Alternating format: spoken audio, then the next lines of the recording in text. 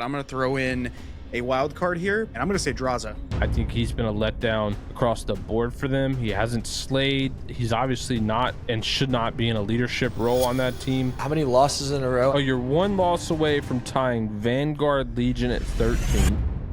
Hey guys, and welcome back to Reverse Sweep presented by PrizePicks. Download the app today and use code Reverse Sweep for a first deposit match of up to $100. The final online stage of the year has started, and we've had a great weekend of matches, to be honest. And I'm joined by my co-hosts Chris, Doug, and Pat to discuss all the action. The first topic of conversation, the top four, we've complimented them all season long, gave them a lot of credit. This weekend, OpTic, New York, and Toronto all lost. In fairness, New York did lose to FaZe, but do you guys think it's the other teams catching up, or was it just a bad weekend for the top four? What do you think, Chris? I just think it was a bad weekend. They just all played pretty well. I will say that Toronto, it's just getting more blatantly obvious, at least when it comes to like New York and Toronto, as to what their struggles are. I feel like OpTic was a little bit more of just inconsistency, and just kind of like, letting that foot off the gas pedal, after winning a major. But with Toronto, like they've struggled with their S&Ds for a majority of the year. And they ended up, I think, dropping 1 to Seattle. Or was it 2? Did they get... I'd have to go back and look. It's been a while since that series. But they did lose S&D for sure. And in terms of the respawn, man, they just have issues with like slaying at times, whether it's Envoy, who has been turning up, or Insight, and but even Kleenex had a really, really bad map 1, I believe it was, against Seattle. It was one of the hard points where he just had an absolute stinker, which ended up forcing the map 5. But I think they were also working on their map pool, because they did play high rise S&D, I think it was, and they like basically don't play it. As far as New York is just inconsistent all the time. They had a really good match versus FaZe, which they still arguably won 3-0, but it's mainly just Kismet. Kismet has been pretty mediocre throughout the entire year, and he finally had a really fantastic series with against FaZe. They didn't end up winning it. I think they choked it. But if he keeps playing like that, I feel like at the very least they'll have a chance at being in contention for getting over that like fourth place hump. What about you, Pat? Yeah, I agree with Chris. I think it was just a bad weekend. Like Seattle having that upset, and then obviously the Vegas one. That Vegas one, like Seattle makes sense to me. But the Vegas win versus OpTic does not. Like they got outslayed so bad. Like that was insane. I don't like. Aside from it being OpTic, I don't think we've seen any top 4 team get outslayed that bad by one of these bottom 8 squads all year. At least to my knowledge, you guys may remember a series. I don't, but I just think it was a weird weekend all around. I still think at the end of this season or end of this stage when it shapes up, these top 4 is still going to be the top 4. So yeah, I'll chalk it up to an interesting weekend. You also got to think though that the teams that they're playing against, that they're getting upset against, they're literally fighting for their lives. Like they're trying to qualify for champs. They know every match is super important, regardless of who they're playing. So obviously they're going to just mentality wise, like they're playing with everything on the line. Whereas the top 4 teams essentially have nothing to gain. This is just repetitions for them for the next major. Obviously they still want to try their best, but sometimes, I mean, you've heard it on the flank, and you've even seen it on Twitter, where it's just like some of these top 4 teams, it seems like for them, it's just harder to try against the bottom teams because they feel like it's wasted repetitions and it's not really going to go anywhere. So those upsets could also stem from things of that nature. I'd also argue it's probably quite a good loss for OpTic, to be honest, in a sense of now, obviously, just coming off the championship in Toronto, now they've got that loss to kind of kick them back into gear and put their foot back down and try and continue to make improvements there. Obviously, we've gave them criticism over the season through their like S&D and stuff like that, and I think that they need to keep putting work in there. I don't know if there was obviously that COD found in Father's Land midweek. Was Shotzzy at that? Am I imagining things? He was. Yeah. There. So, I mean, they probably missed out a couple of days' practice as well coming into this weekend. So, I mean, all these things can be factors. But outside of the top 4 then, like, who would you say is the 5th best team? After that victory over Toronto, it could be Seattle. What's your guys' thoughts? I think Seattle is, just going back to the main point. Yeah, I think Seattle is really good right now. It seems like they're clicking. It seems like their system is developing extremely well. They're obviously really good in search and destroy. Abuza is coming into that rookie of the year conversation with Gwyn not having the best series over the last, I would guess, like from the LAN until now and a little bit prior to. So I'm really looking at Seattle as a team that can cause a lot of upsets moving forward into the next LAN as well, just because one, champs is on the line. You need to qualify for the world championship. And two, they do seem to me like the strongest team that has the best chance of playing well, simply because they do have a good search and destroy dynamic. Their control seems to be getting really good.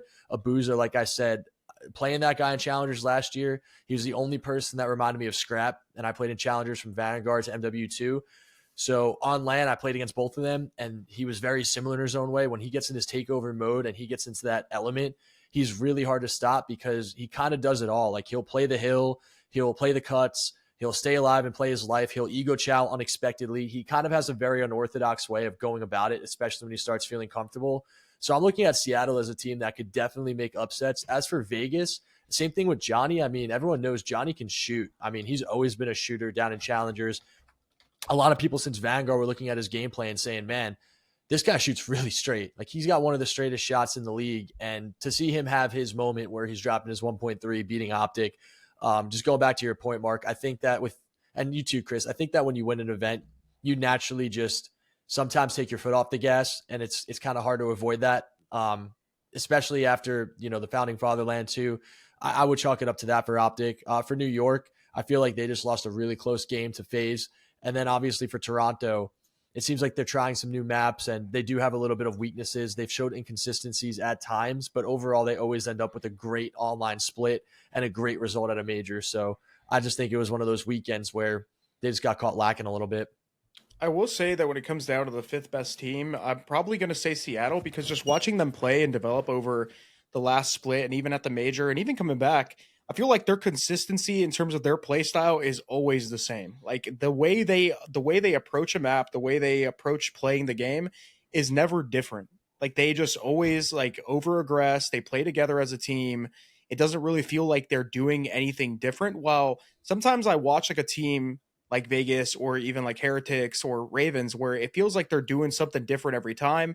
Whenever they do end up like having good series against some of these good teams, or even just beating down upon each other in the bottom eight, it's just like some random guy like popping off. But like, the way that this team is structured, it's always the same people. It's always just like Abuza and O4 playing really well. Hook has just high engagement, high, like, just running at people. Like, just it's always the same. Like, they win the same way every single time. They play the game the same way every single time. So they just like, they have their system down to a science. Whereas I watch like a team like, again, like Heretics, my Ravens, even LA Thieves, like, you just never really know who's going to pop off or like what's going to happen.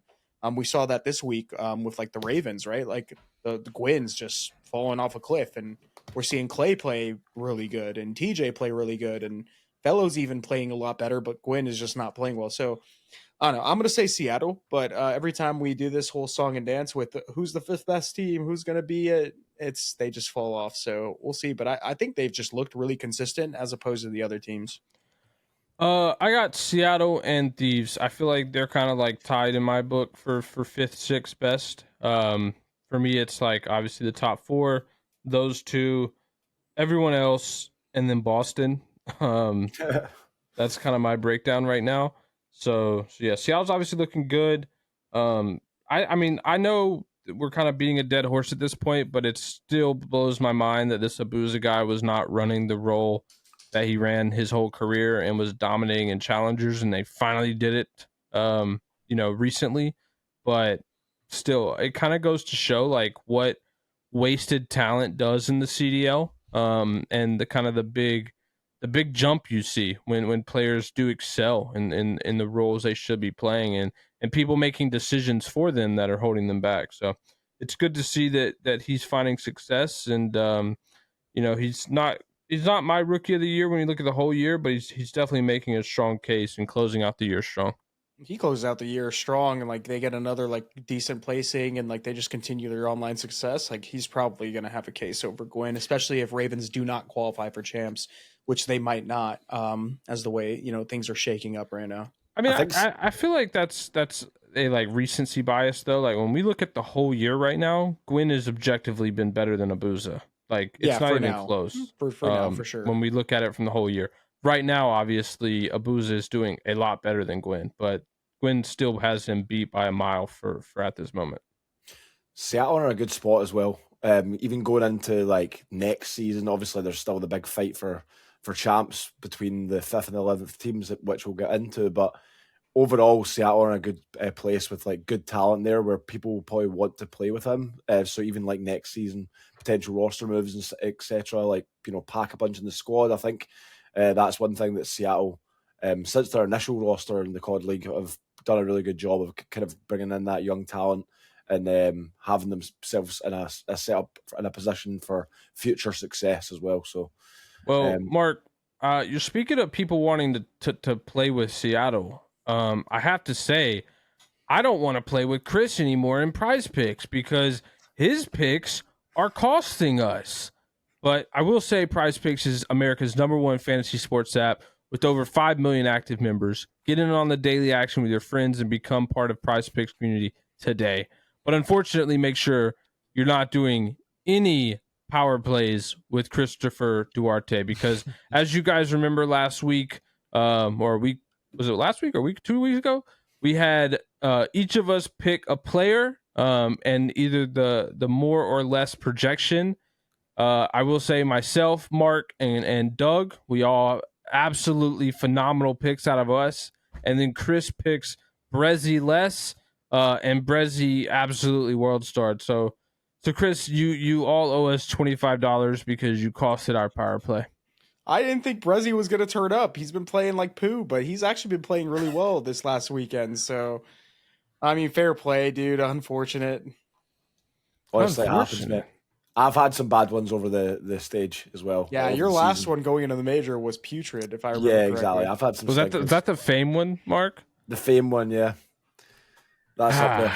Well, luckily we got a new week, and this is actually going to have some decent matches. So next Friday we got Seattle Surge against the New York Subliners, the Rocker against Heretics, and FaZe against the Ravens.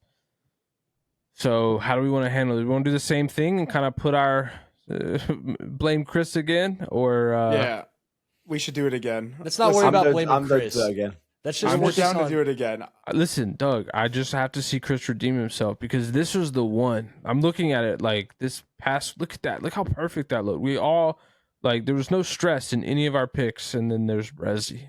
What were you saying, Doug? I was just saying that's just like Chris redeem himself. Let's just focus on the new week, Chris. I think if we're going to pick some matches here personally, the one that stands out to me, I want to give you this one because I just know personally this is going to help you out in your case, Chris. You got to take the Simp Moore versus Carolina. Simp Moore versus Carolina? I was actually not even going to go for that one. That's the one you should go for, though, because I have another one I'm cooking on my own. So I'm just going to give you an alley-oop. Okay, this is what I was going to cook up. I was going to go with the Abuza Moore because they're playing against New York. New York has been a good team, but at the same time, they're the most prone to upsets. And I feel like with the way Seattle's been playing in New York, they're going to probably extend this series, and it's going to be a gritty one. And Abuza's obviously been playing phenomenal for Seattle. So what if they get smoked? I mean, then what do you want me to do about that? It's not like I'm the one picking up the controller. Would you personally go for Abuza Moore? You don't think that's a good pick? Pat's scared. I would probably go 04 Moore. 04 Moore? Yeah, because they have this rivalry with Sib, aka Lil Man, on the subliners, and I feel like regardless of win or lose, 04 is going to go pretty hard. You know? Is that your pick? No, it's not my pick. I'm just saying if I was in your shoes. Right. So are you locking that one in? Oh my God! I mean, what do y'all think? Everyone's picking one. Everyone's picking one. All right, we're locking in Abuza Moore then. All right. I'll go last because I feel like I've got a couple back pocket ones that you guys aren't going to be ready for. So mine's simple. I already know it. All right. What's yours, Pat? It's Gwyn Moore, auto lock. His projections definitely have gone down, and I think he's going to have an easy bounce back versus the FaZe. So I'm locking in Gwyn Moore. That's What about tough. you, Doug? I don't know about Versus Gwyn FaZe, Moore. that's insane. Yeah, versus FaZe. Yeah, it's crazy. I mean, you're basically saying that Gwyn is him and he's keeping that Rookie of the Year status, and he's going to show why he deserves it by frying versus Atlanta FaZe. Pat, you have a lot of faith in Gwyn to do that. Think about it. This is a do or die. Not do or die, but it's close to do or die for this Carolina team. They went 0-2 this past weekend. Like, they can't afford to keep losing. They need an upset. I don't think they'll get it against FaZe, but I think they'll be going super hard. So I'm locking this in. Gwyn Moore, I'm confident. Yeah, and you never know. FaZe might test some map pools or something along those lines. Like, you might be chilling with that one, Pat. To be honest. Yeah. What about you, Doug? What's your shout? I just think future GOAT's going to go out and do some future GOAT things. It's almost that time of the year. The World Championship's coming up. FaZe is clicking on all cylinders. They're winning in any way whatsoever. They're winning when they don't deserve to win series and maps. They're still finding ways to clutch up. And this is exactly the time for someone like Simp to just step up. So I'm taking Simp more against Carolina. Carolina plays the game extremely fundamentally correct. They have some great players on that team as well. I feel like when both teams are playing fundamentally correct, that's when Simp's really going to shine, and I'm going to take Simp more. Moore's opposite teams in the same series, that's crazy. I think as well with the matchups we have so far, the most kind of like boring quote unquote matchup is probably the Rocker versus Miami match. But obviously there's a lot on the line there with champs placings and stuff like that. But I'm thinking the old faithful Lamar Less.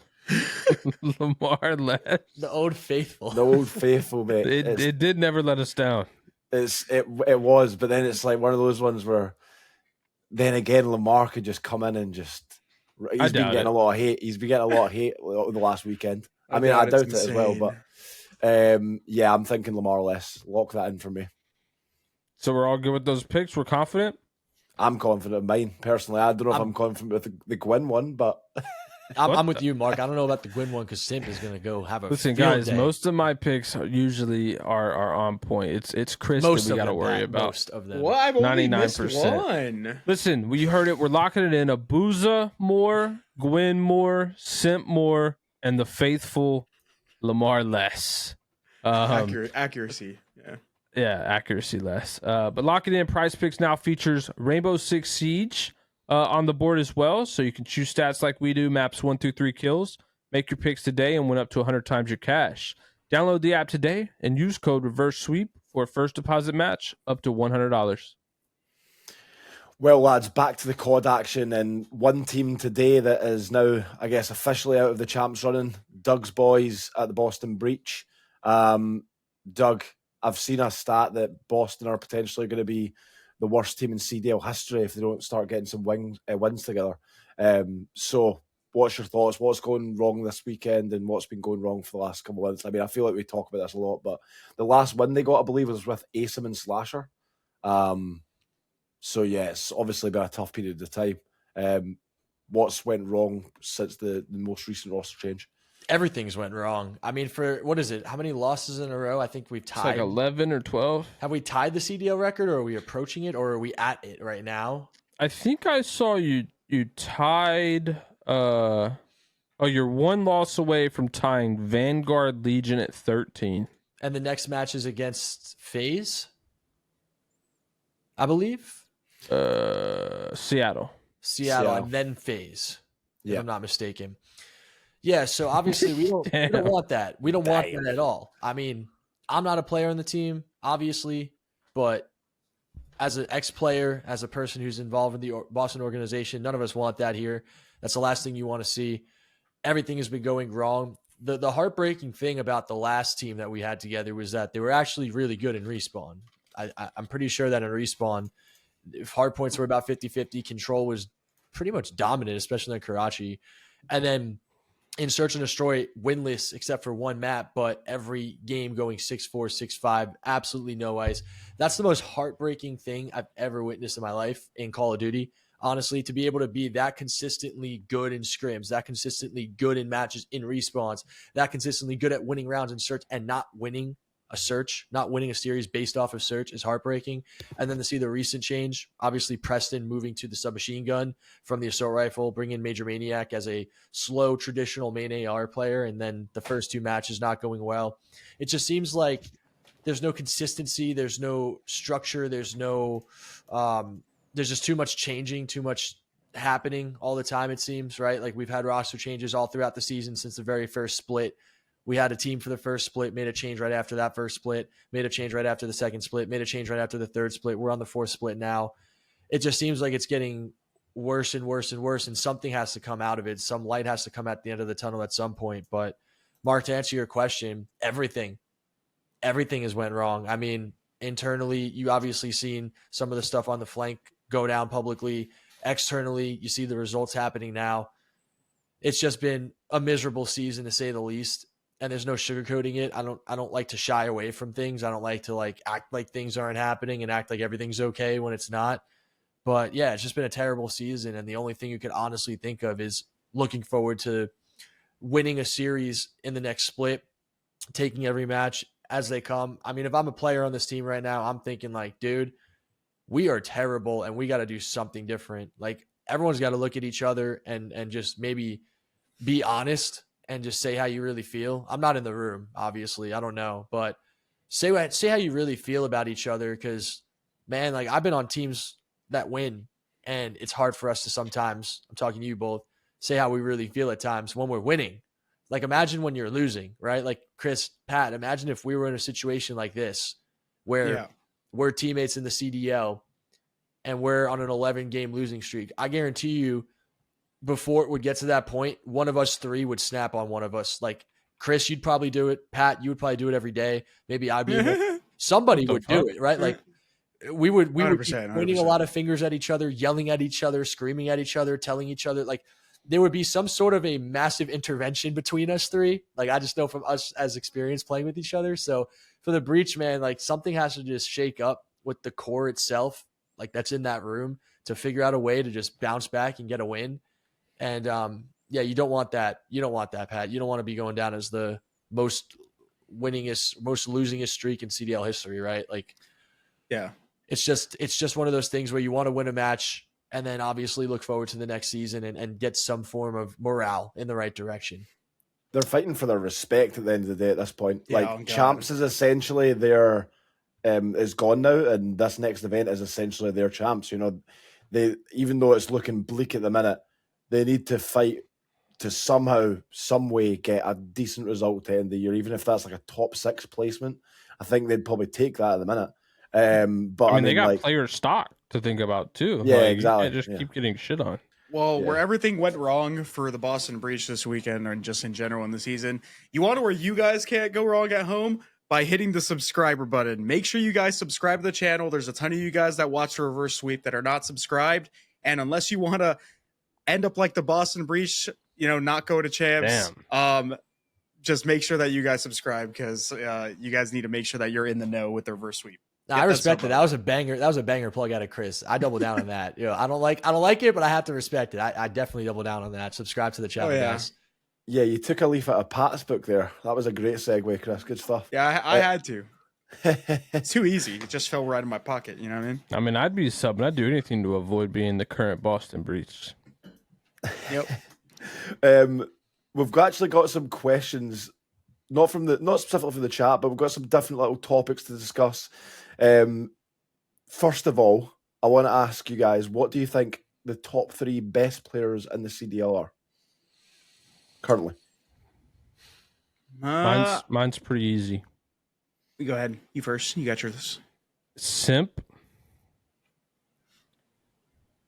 Cell, and Hydra. I think right now, mine. Wait, whoa. Now I want to change that, because I was going to say 4. It's Simp, Scrappy, and Hydra. Currently. I respect that. Cell's been a little inconsistent recently. Like, he had an insane start, but he's like at the fall off of the end of Major 3 and now the start of Major 4, he's been a little inconsistent. So hopefully he bounces back. But yeah, my lock is Simp, Scrappy, and Hydra. I want to reiterate that statement because I feel like it's like a pretty obvious answer, but I'm going to throw in a wild card here because I think with the year he's having and his impact on the team and just in general how he's looked at the tournaments and even in some of the online matches, I'm going to say Scrap, I'm going to say Simp, and I'm going to say Drazah. I think Drazah has been fucking insane for this FaZe squad. The fact that he is outperforming some of the superstars on that team, even the likes of Celium, who's been very consistent. He's had a great season, but I personally just value Drazah's impact on the team and just in general at these tournaments, the way he's been playing higher. I think Drazah and Scrap, they're very similar. Scrap's obviously doing it with potentially a weaker team, if you think about it, and still managing to even beat FaZe and beat OpTic, who just won the tournament, even though they lost in the final. I think Drazah's fucking insane and super underrated. A lot of people like to give him shit, but I'll throw out the wild card there just because I don't want to all agree on one. I just, before Mark goes, because I think mine's going to be very similar to theirs, and I think yours might be a little different, Mark. I'm going to throw in another wild card, Chris. So I'm going to go with two of your same. I'm going to say Simp and Scrap. Those are two locks for me. And I'm going to give a lot of love to Dashy. I never would put Dashy in the top 3 best in the league until this season, simply because, 1, what he did at the last major was legendary.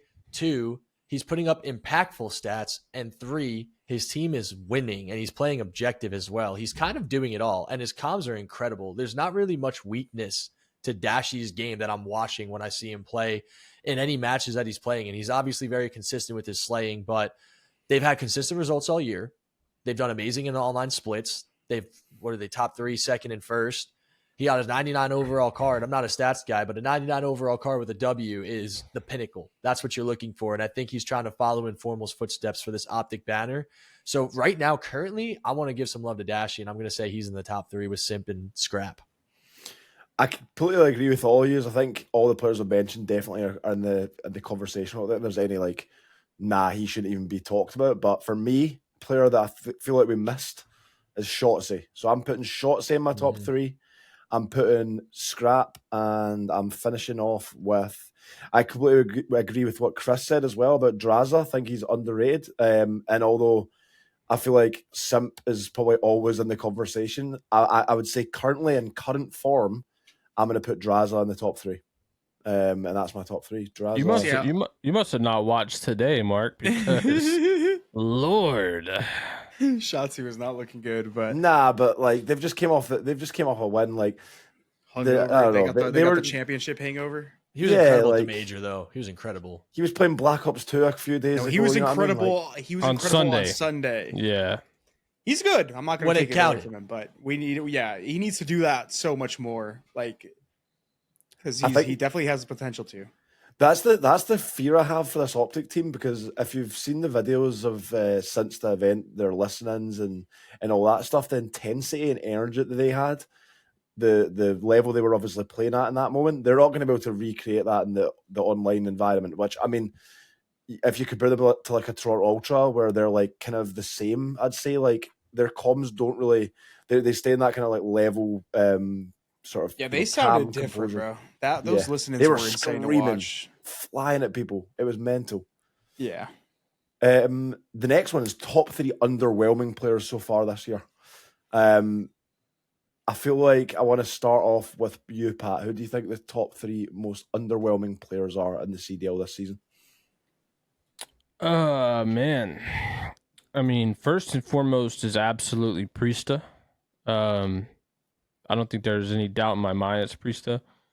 He was supposed to be he's coming off a world championship New York team. Yes, he got dropped, but he's no slouch. And he, to me at least, has not been anything for this Boston squad. I think he's been a letdown across the board for them. He hasn't slayed. He's obviously not and should not be in a leadership role on that team. So he's first. Second, I'm going to go with I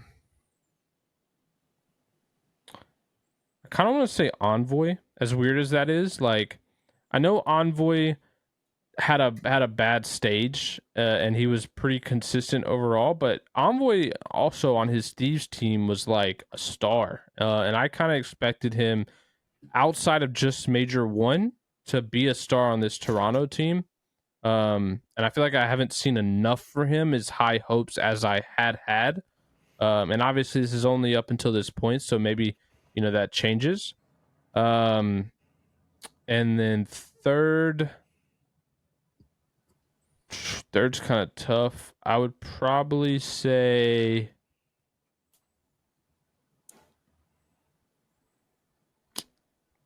underwhelming is tough because it's someone I expected to do well and is underperforming. A lot of the players I just expected to suck. You can probably I- include players that are obviously back in challengers now as well, just as long as they're featured in the CDL. Dang, my third one.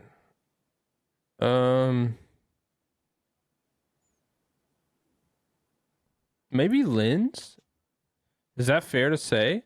Like, for how good Lynn started for the first stage, like, I felt like he's been pretty underwhelming for me the rest of this time. Like, granted, like fully disagree with the Rockers roster changes, which I don't think is helping him whatsoever. But I had high hopes for Lynn's coming into this league, and like similar to how the hopes I had for Gwyn and Abuza, and I feel like Gwyn and Abuza have kind of met those expectations. Lynn's has not. And it's not by any means saying Linz is the worst player on his team. Like underwhelming to me is players I really had a bar set for, and they're below it. Like Linz was one of those players. Like I think that's my three. Decent choices. I think Linz is like a tough one though, because like coming into the season, I don't think everyone was expecting him to be as good as like you said. Initially, he had such a great start, and I think that's caused obviously this feeling. But ultimately, like he still had a good year, you know, in comparison to probably what people anticipated going into it. Maybe I don't know. I don't remember in the off season a lot of people being like, "Oh, Linz is going to be a game changer." Yeah, I feel like the problem though is like everyone else, Mark, I just assumed would suck, and they kind of have sucked, and so they haven't been underwhelming because I just assumed they were gonna be bad. These are some of the players that I had just expected to be much better that have been lackluster. They're definitely not the worst player on their teams by any means, except for maybe Priesta, but everyone else I just expected to play at a different level, I think. For my three, I got Priesta for sure, because he's obviously coming up a world championship, and now he's on literally the worst team in the league. And also, he's just been lackluster in terms of his own performances for the majority of the season. So I won't, talk too much more about it because you already said it. But my other pick that you guys didn't say, I'm surprised, is Kismet. Kismet was basically right there with Hydra when it comes to how good he was at Modern Warfare 2. And he also won the Worlds. In this game, he's been nothing short of mediocre. They have not been like that consistent of a team, and a lot of the times he has been poor, especially on LAN. His stats on LAN fall off a decent amount. He's just been getting cooked. Obviously, he had a really good series this weekend against FaZe, so hopefully he ends up turning it around. But Kismet, at least for me, has been a massive, massive, massive disappointment for me. This is a shout that you guys probably won't hear coming just because I just don't. He's not really like a big name player, but Metals for me is a pretty big disappointment because I always felt like Metals in Challengers, at least in Modern Warfare 2, he ended up being on the team that got second at Champs, and all throughout that season in European COD and even at the majors, he was fucking gross. Like that guy was so good. I mean, or Doug can vouch for that because he played in Challengers and stuff like that. But Metals was really good for that team, and then he comes in the league, and I think he started off like okay, pretty good.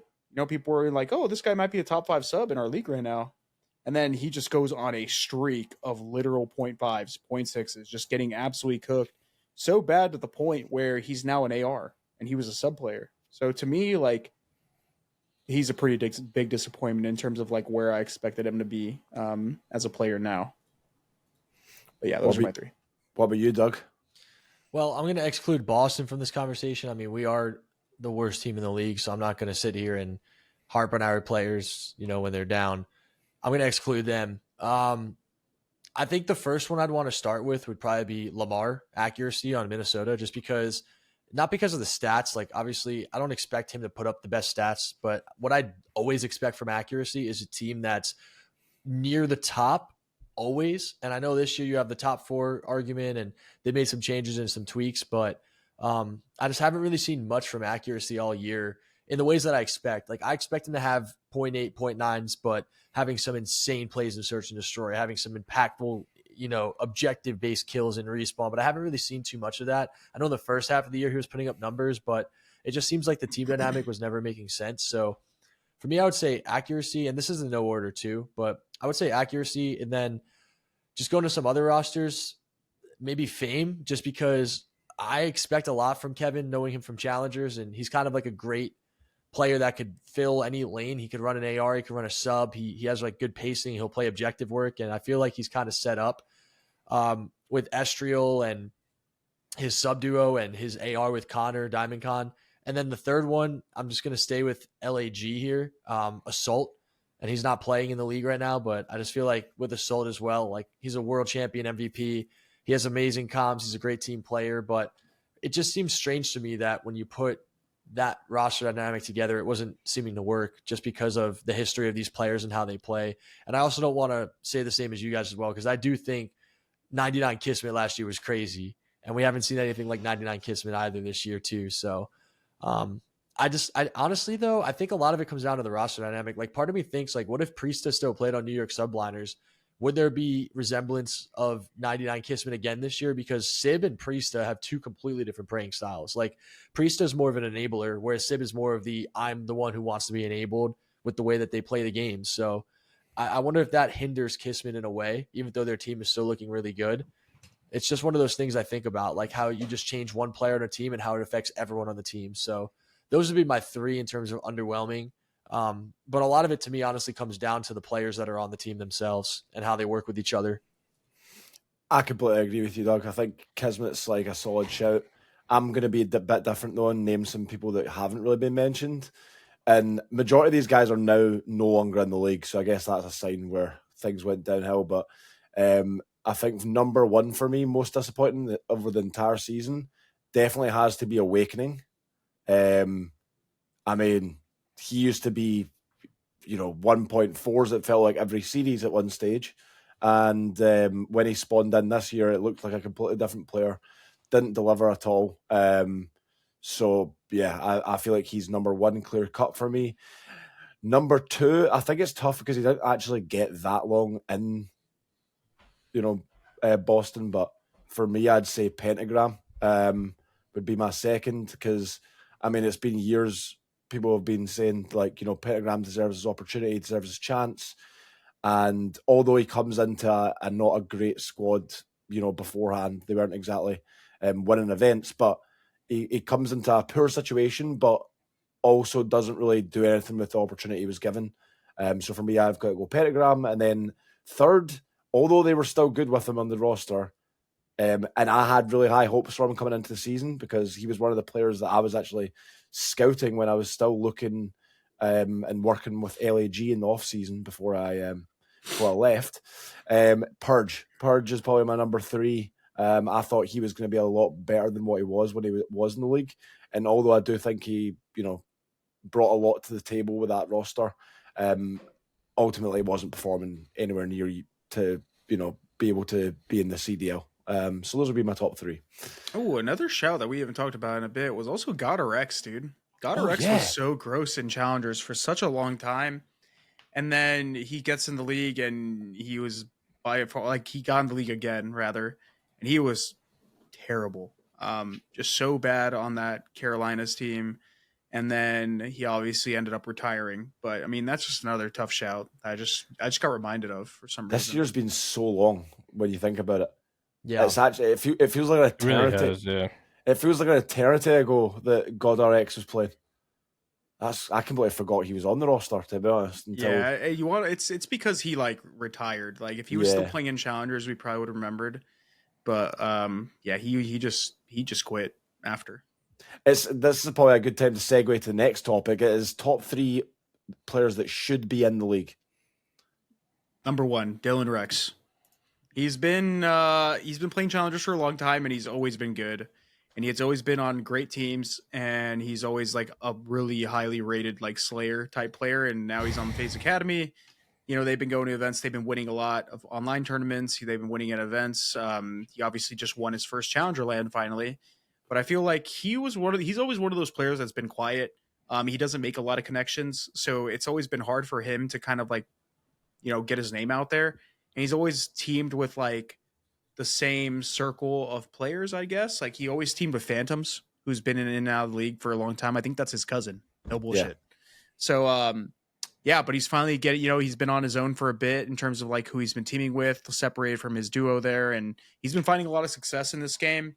There's been rumors of him joining potential teams in the CDL, but ultimately he hasn't got his chance. But I think some teams are going to be kicking themselves in the feet. And again, it's just the AR thing, dude. It's just so hard to get into the league as an AR player.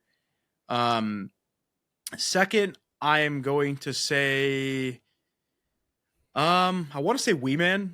WeeMan's been in the league before, way back in the day. He was on like the team like Unilad or something, I think it was. Was he on Unilad, Marky? Nah, he wasn't on Unilad, but he was Was on. I can't even remember the name Epsilon? of the roster, but it wasn't Epsilon either. I don't even know if they had an org. It was just. Was it with Rated, right? Was it with Rated? Yeah, it was with Rated and Joe and stuff like that. And during that Black guy's Ops 4. been good. He was godlike at Modern Warfare 2. He's been good here. He's won a couple of elites. He's had some decent showings and challengers, at least in terms of like their placings on land. But I think he's older, and I think he's also again just a quiet person. So and European, so people don't look at him a lot. But I think that guy's been good for a long time. And again, he's just cursed by the AR stigma. Another shout that you can give there is Mythics. He's his teammate. He's won like the last 5 Challenger Elite EU elites, so he's also been good. Third, who's the third one? Didn't you just name 3? Well, yeah, but I mean, the Mythics was like a bonus because he's his teammate, but I'll leave it at that then because I can't think of a third off the top of my head. Well, I'll be honest. I've been like, no disrespect, I can't think of more than Dylan Rex. For me, I'm just gonna say Dylan Rex. I guess my one bonus would be that Cobra guy. Yeah, Cobra, another good one. But outside of that, I'm out of names.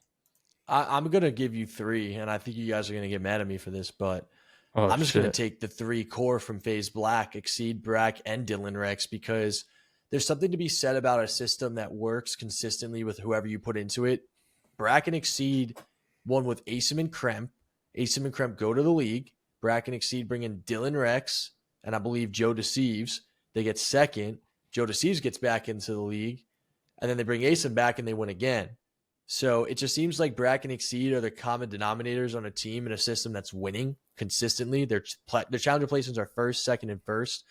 It would frustrate me beyond belief. I was getting frustrated in challengers when we were getting top three, changing teams every event, getting new players, getting really good results, getting better and better and better, and not even having like any conversation of being an opportunity or a chance of getting a league spot anywhere. I can only imagine how it feels to consistently win for the entire season long. You've been running challengers since day one of challengers, and you don't even get one chance to be in the league because of past teams that didn't work out. I mean, we're seeing it all the time in the league when players don't work on certain teams, but they work on other teams pretty well. I don't think it's just that, Doug. I think it goes back to what Chris said, where it's like these people stay in their circles and they don't like network and reach out. Like at this stage where the COD League is at, like you can't do that. It's not like it was in the old days. Like if you're not networking and like trying to build these relationships and, you know, get to know these people who are in positions that will pick you up or whatever. Like we've seen it, bro. It's been gatekept. There are people in the league that are in the league because who they're friends with. It's the same reason why some of the same recycled players get picked up. Like, it doesn't surprise me that opportunities don't come to players who otherwise deserve it because they stay in these small circles and don't branch out and meet new people and make these connections so that when those people have to make roster changes, you're at the top of their list. Like, Exceed's a good example. Like, that LAG team, to me, is the only roster Exceed can get on because that's, like, the friend group that he would know and have, like, connections with. That went really well last year. No, but that's what I'm saying. It's like you have to make these, you have to network. Otherwise, you're just doing yourself no favors. And like at this point, at where the league, how it looks, how it works. Like if you're not doing it, then you're not taking it seriously.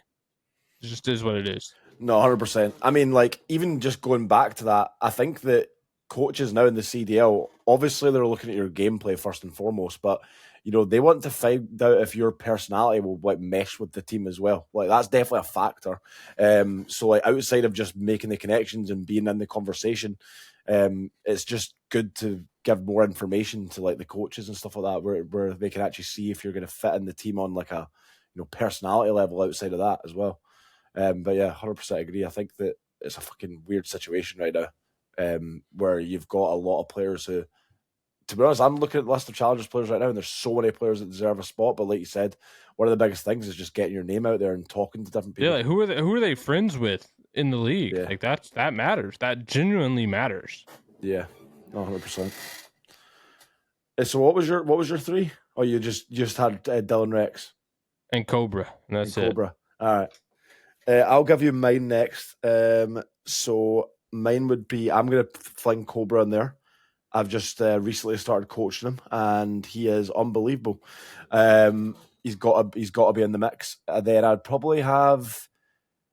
I mean, I might just go crazy and just go EU bias right now. I'm going to put Hixie in there, just because he came second at champs, had a great year last year. Obviously, statistically, didn't play great, but for me, I think he's definitely in the conversation. Real quick, Hixie's a prime example. Like, to me, he is a prime example of the friendship stuff. Yeah. Like, he's obviously a CDL caliber player, but Toronto was the only team I could see him being on because of his connections. Like, I just want to interject, Pat. Like, I get so sick with how we talk and cover players and leagues and stats because, like, look, I know what's good playing all these guys in challengers. I know who's trash and I know who's really good based off of my experiences over 2 years of going to LAN and playing in challengers. I said it since the first time I played against him in Vanguard, and he wasn't getting good placings in Vanguard in the beginning of the year. He was getting like T16 in the cups with pretty good challenger players in NA. You feel it based off the spacing when these players are playing against you. They go to certain spots at certain times. Charlie Hixie will go to a spot on the map that makes the game easy for the team to win. So that's fun. That's funny because I mean this is like a completely different segue here, but I don't know if you guys felt this as players. Everyone would say X player is good. Like fans would say X player was good back in the day. I always judge players on how good they were against me because I felt like it's the same thing where you can like gauge how impactful a player is by the way they would play you. Did anyone else feel that way? yeah, that's why I have a major gripe with who people think are great. Yeah, because you would play against them, and you're like, bro, when this guy played against me, this guy was a free kill. doing this guy was doing absolutely nothing on the map. That was a free first blood. So I completely get where your sentiment is there when you like play against certain people and you're like, wow, I think this guy's actually good. You just know, like, dude, yeah, when you would play against Charlie, like, and I think the only gripe against him is that he only had success with Scrap, right? Like he only played well and did well when he had Scrap on his team. But like, I just see Charlie Hixie as a guy that you always want to have on a roster because he makes winning plays. He's a good teammate. You don't need to have the best gunny to win. Like you don't need to have. I mean, you could argue that Abizi has only done well with Simp, and that's true too because he got top 24 at champs, losing to me before he went to play with Simp. Like that was his champs result. Same thing with like the OpTic Gaming team that year. They got top 24 at champs because of you, Pat, winning 3-0, right? Like, and that's Octane. He won a world championship. Scump, he won a world championship. Krim, he won 3. And then you have Zinni, who's won an MVP. So like, it's all about the players and how they work with each other. And I feel like someone like Charlie is a great piece to have on a team. And every team needs to be built a certain way. You need to have certain specific pieces to make it built a certain way. Everyone has a job to do on a team. And that's the thing about Charlie that makes me so enraged because I feel like we're only looking at the players that are getting the best stats in challengers, the best stats here, the best stats there. Let's put them together and let's get them. It's like the stats are circumstantial based on the players you're playing with or how you're approaching, moving and doing things around the map. Like Charlie to me is a no-brainer player that I feel bad for because even when you see Envoy, I'm just going to go on a little tangent here, but even when you see Envoy, I guarantee you there's a lot of statistical series Envoy had this year that relate to Charlie Hixie last year. And I think that they're similar players. I think they're both really smart. They think ahead. They're very calm people. They have great comms. So like, it's really just about how the players mesh with each other. And I feel like Hixie's a player that deserves another chance sooner than later. Yeah, 100%. The next thing I want to do, guys, is going into community questions. But before we do that, I just want to say massive shout out to all you guys again for the great questions you've put in the comment section below. Make sure you continue that going forward into next week, and we'll pick the best questions and they'll feature on the show. The first question we have is from Evie, and it is: with the beef between Drazah and Scrap, what are some of your favourite rivalries storylines from the pre-CDL era?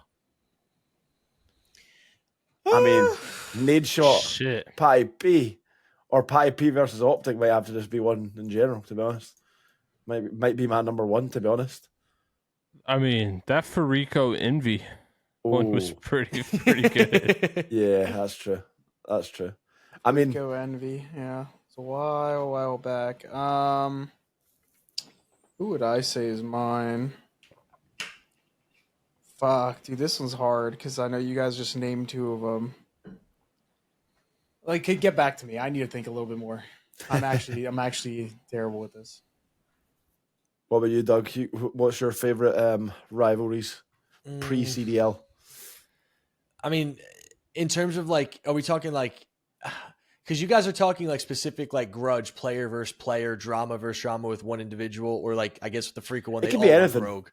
I just think FaZe OpTic has always been a great rivalry because both of those organizations have great powerhouse teams with content, great players, great faces, great names. It's obviously always great for the scene whenever they're playing against each other. It uplifts the scene. It brings a lot of morale around Call of Duty esports. So that to me has probably always been one of my favorite rivalries, even to this day. I mean, it just always seems like it's a rivalry that never gets old. As much as I was involved in drama, like, honestly, I never really enjoyed it. And I can't really think of any rivalries. So I'm going to go ahead and say me with my TK beanie back in Advanced Warfare. Do you guys remember that clip of whenever I was playing Detroit S&D and I thought the map was over because my teammate was in like a 1v3 or 1v4? And then I think it was Nameless. He pops like a 2-piece. And then I put my headset back on. And I'm like, yo, last guy was here. Do you guys remember that clip? No.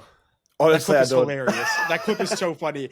I'd have to find it, but the clip was hilarious. Like, I basically just raged. Like, I thought we lost, and then Nameless like gets 2 kills. So I like immediately I'm like, oh shit! I put my headset back on and call out where the last guy was. Did you Yeah, win? I'm not gonna lie. I've definitely done I that don't before in remember. like a scrim, not I in a don't match. remember. But I just lost so much full, bro. So I literally took my headset off and threw my beanie across the room. oh, did you have to get your beanie back as well?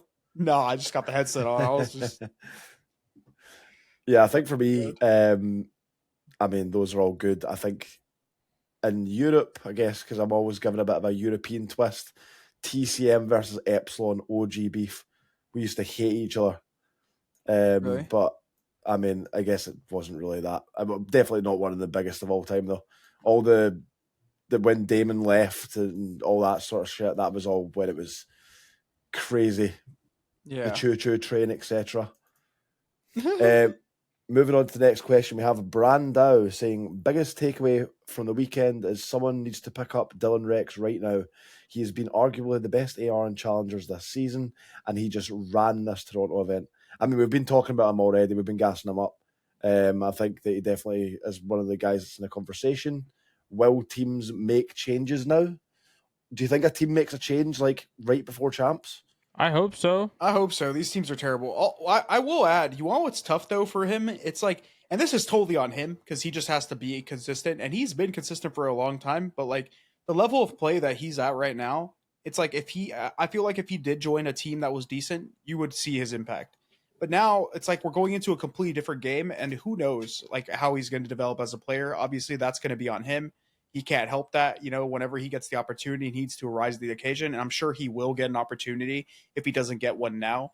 If he doesn't, I'd be fucking mind blown because that's I'm why not it's gonna lie, important. like half of the ARs need to go in the league. They're terrible. That's why it's important that teams pick up players ASAP. Like waiting months or waiting multiple majors or multiple stages, like it's so pointless. Like just pull the trigger. If you see a challengers player who is at a peak in that game, get them while they're hot. You know what I mean? Like, because Chris, like, there's no point to wait till champs and then pick somebody last minute, and then you have no idea how he's going to perform in the next game.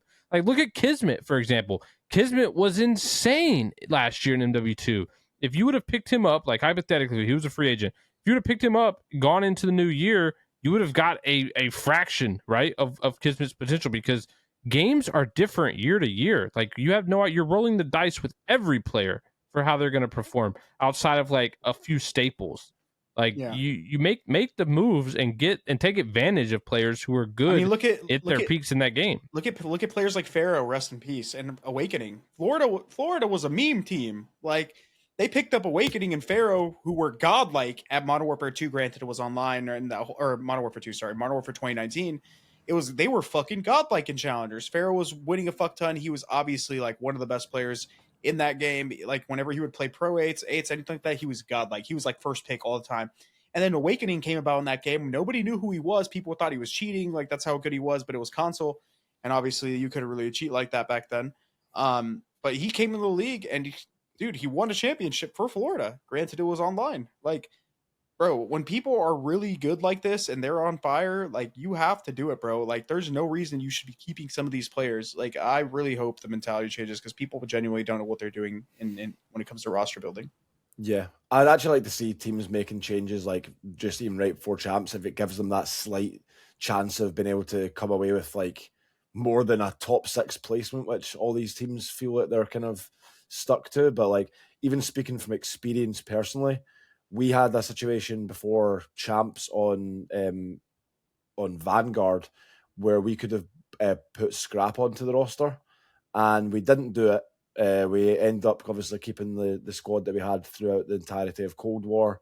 But ultimately, Scrap was unbelievable in that game. And you probably regret it. Dude, Scrap was probably the best player in that game. He was unbelievable. Dude, it was impossible to game plan against him in challengers. Scrap substituted for one match for Toronto. I forgot who was missing from the lineup, but he substituted in the Vanguard team, and he was the best player in the lobby. Yeah, it was against. I think it was against New York, against Hydra, and Kismet. Did they win it? They lost game 5, I think. No, they won. We won with Scrap. Yeah, we won our sub match. Oh, you won? Yeah, you won. It was a Desert Siege S&D, right? I don't remember what it was. Yeah, it was. Not It was. five? Yeah, Bro, he was the best player in the lobby. I'm not even lying. No, Guy it was wasn't. insane. He was probably the best player in that game, and he never got to play in a major in the league. I think that was a weird one. I'm pretty sure he actually subbed in for Kleenex, which is obviously not a like for like change. But yeah, he definitely was unbelievable in Vanguard, and probably. Wait, who's your guys' roster? Insight, Kleenex, Banson, Cammy. So it would have been. Y'all are crazy. Yeah, it was a stinker of a decision, to be honest. He was unbelievable in that game, like I said, and it was just one of those ones where the team had been together so long, and I think we had thought that we could still win with that other roster. So it was like there was other factors into it as well. It also gets like really bad because at the end of the day, like the league's a business, but at the same time, like you have relationships with these players. So some of these teams that might not want to make changes that are on the cusp of qualifying might not want to make changes, because if they do make a change, like you essentially potentially get rid of somebody on your team that worked their ass off, even if they didn't perform the greatest, to achieve those results that inevitably qualified you for champs, and then they miss out on champs after playing 90% of the season, hypothetically. So those decisions get harder and harder to make because of other things. It sucks. Wasn't there a rule where like you're entitled to a prize if you play like a percentage of the games? I think that maybe was something that was negotiated into certain people's contracts and things like that. Okay. Because we had that situation with Metals on Ultra where he played like a lot of the season but didn't play for us at champs, but he got like a I think it was the same cut as like Kleenex or something for champs. You got like a solid percentage if you participated. Yeah, I remember that. Yeah, so Metals, even though he didn't compete at champs, I think he got something like, because we got top 6 and the prize money for that champs was pretty good. And I'm pretty sure he got something like 15 or like 10 grand or something, just didn't even play a match at champs. I forgot about that, bro. Kleenex was on your guys' like 10-man bench roster at first. I was just mind blown that he was wasn't on the playing bench. He was on the bench. Were you I was so mind blown. He was not playing. Yeah, I was part of the 10. Well, no, I wasn't the one that wanted the 10-man roster initially. I thought it was the dumbest idea ever, but somehow it ended up working out. Well, you're probably thinking yourself, because you might not have had Kleenex signed on a sub, he ended up getting on the main, and he's like obviously a staple for Toronto now. It didn't work like in the sense that it should have done. Like we wanted to have like the B team competing in challengers, but there was like a rule where you couldn't be. Obviously, all the players couldn't be signed to CDL contracts and playing challengers. Yeah, that was an It was insane so rule. it literally gate kept me for a year, pissed me off. Yeah, so that was obviously horrendous. But at the end of the day, we stockpiled like 10 players, and the chances are 5 of them are going to be good. Like, you know what I mean? So it kind of blessed us in a way. But that's enough of thinking about the good old times back in Toronto. We'll move on to the next question. And that is from Scruffy Based God. And he asks, if you had to create a team to win a tournament building around players who have never won an event, who are the 4 names you're picking? What players That's- haven't won an event? That's bro? that's a hard one, man. All right, I'm picking Dan Ghosty, Abuza. Let's go with, I'm picking the team I wanted LAT to have in the beginning of the year. The Gwyn guys. I'm going with that team as well. I don't, because I honestly What's can't the Gwyn really guys? think of Can you say the roster? It was Abuza, Linz, Gwyn, and Ghosty. All right, let's That's all a good just squad. co-sign that one together because, dude, we're gonna be here all night long if we want to go through every player that hasn't won. Bro, I told LAT directly, their coaches, in June of last year to sign that roster. They were all challengers players. It's all possible. They could have made that team happen, and they just didn't do it. And they signed some shit team, and we're shit for half the year until now. Yeah, honestly, looking at the teams, I think I've just got a co-sign it as well. I don't think there's anyone else you could add into the mix, really. I'm sure there's like one good player we're not thinking of who's won, but Well, that team was good. Yeah, the thing about that team is like you got to look at the balance of how the players move too. Like you got to think about how they actually play the game. And like Ghosty and Abuza would work because they could both like change paces. Abuza would be slower, Ghosty would be a little bit faster. Dan Ghosty could change pace, which is really integral to like any team he plays on. And then Linz and Gwyn is slow. I don't care what anyone says. That boy is slow. And Linz is fast. That boy moves. So like that's exactly what you kind of want. You kind of want a That's what I'm slower saying, and faster Doug. sub. I built that squad. It was the squad It's a I was all fantastic in on. roster. Listen, man, some of the GMs in the league, Doug, and coaches, they're not thinking up until this point. So I mean, it is and what it is. Yeah. In fairness to LAT, it's not worked out poorly, but I do think that they would be a much better roster with that team you've just named. But yeah, guys, that's it from us here at the Reverse Sweep presented by Prize Picks. Make sure you download the app today and use code Reverse Sweep for a first deposit match of up to $100. Like the video, keep those amazing comments coming so you get a chance to feature in next week's show. And subscribe to the channel and have a good night, guys. See you later. Let us know as well who's the least or most likely to fail their prize pick that we picked from earlier. We all had 4 players. If you watched, let us know who's got the worst pick. It's definitely you. It's you.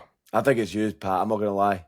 Listen, I'm usually we'll all come for back your when picks, but... Gwyn is way over, and we'll see.